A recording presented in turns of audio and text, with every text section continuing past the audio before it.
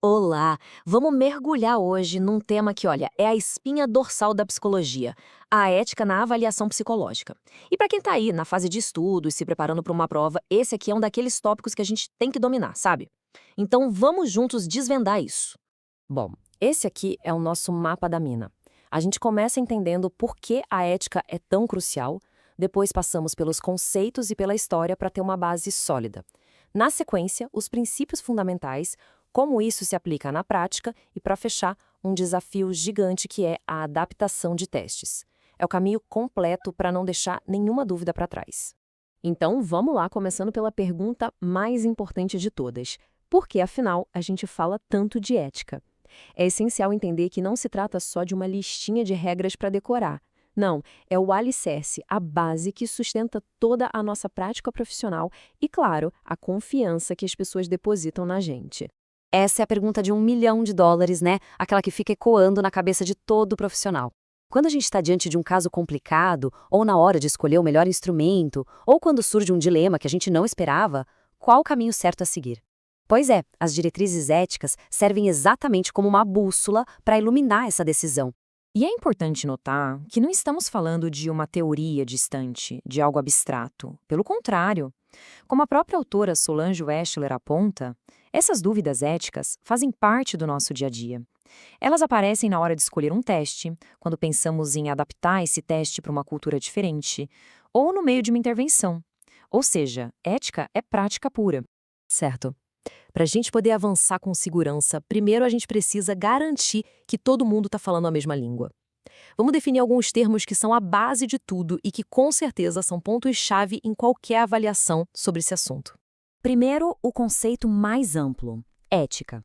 A palavra vem lá do grego ethos e tem a ver com o caráter, com aqueles princípios morais que guiam o comportamento humano. É o nosso porquê mais filosófico, a base de tudo. Agora a gente aterrissa na prática. A deontologia, que a gente também chama de ética profissional, é o desdobramento da ética no nosso cotidiano de trabalho. Se a ética é o grande porquê, a deontologia é o como fazer. É o nosso código de conduta, sabe? O conjunto de deveres que orientam a profissão. E olha, essa preocupação não é de hoje, não.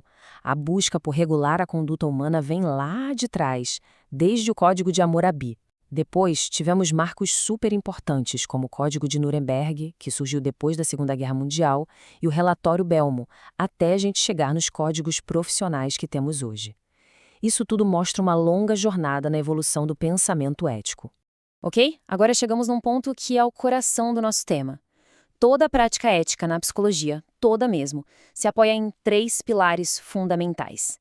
Entender bem esses três pilares é simplesmente essencial. Vamos ver quais são? E aqui estão eles, anota aí. Primeiro, o respeito pela autonomia da pessoa, pelo seu direito de decidir. Segundo, a beneficência, que é uma via de mão dupla, sabe? Significa, por um lado, o dever de não causar nenhum dano e, por outro, a obrigação de ativamente promover o bem-estar. E, em terceiro lugar, a justiça, que é garantir um tratamento igualitário para todo mundo, sem preconceitos. E aqui a gente vê a fonte que consolida essa ideia. Como Hutz destacou em 2015, esses princípios não foram tirados do nada. Eles são a fundação tanto para a avaliação psicológica quanto para a pesquisa na área. Então, gravando, respeito, beneficência e justiça são os nossos três pilares.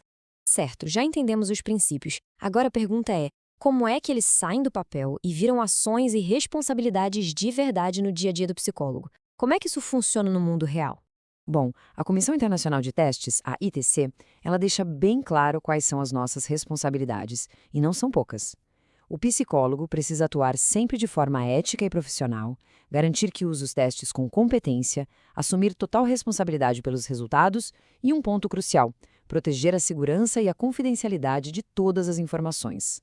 E essa frase aqui, ela resume tudo de forma perfeita. Usar testes psicológicos não é para qualquer um. É uma atividade restrita, privativa de psicólogos. E essa exclusividade vem junto com uma responsabilidade enorme, tanto do ponto de vista técnico, quanto e talvez principalmente do ponto de vista ético. Agora vamos para o nosso último grande tópico, que é um dos mais complexos e super atuais. A questão da ética quando a gente precisa adaptar um teste de uma cultura para outra. E acredite, isso é muito mais complicado do que parece à primeira vista. E aqui está o pulo do gato, um ponto que costuma ser pegadinha em prova. Atenção, traduzir não é a mesma coisa que adaptar, de jeito nenhum. Tradução é basicamente passar as palavras de uma língua para outra. Agora, a adaptação é um processo muito mais rigoroso, que vai verificar se os itens do teste fazem sentido naquela nova cultura, se o formato é adequado e, o mais importante, se o teste continua sendo válido. Fazer só uma tradução simples pode ser antiético e levar a resultados completamente equivocados. Então, um processo de adaptação ético e correto segue alguns passos bem claros. Primeiro, a pré-condição. Tem que ter a permissão do autor original, respeitar os direitos de propriedade intelectual. Depois vem o desenvolvimento, usando métodos que minimizem qualquer viés cultural. E, por fim, a confirmação, que é apresentar dados estatísticos, evidências de que a nova versão adaptada realmente funciona e é válida. Então, vamos fechar com um resumo dos pontos essenciais. Aqueles que não dá para esquecer de jeito nenhum para a prova, hein? É fundamental ter na ponta da língua os 3 princípios éticos: respeito, beneficência e justiça. As responsabilidades que a ITC define para a gente, aquela diferença crucial entre tradução e adaptação e, claro, a importância da validação cultural e psicométrica dos instrumentos. Esse é o coração da matéria. E para a gente terminar, fica aqui uma reflexão para o futuro. A nossa área não para de evoluir, né? Com a chegada de novas tecnologias, como a inteligência artificial e a avaliação online, os desafios éticos também estão se transformando. Pensar sobre isso agora é pensar sobre o futuro da nossa profissão. Bons estudos!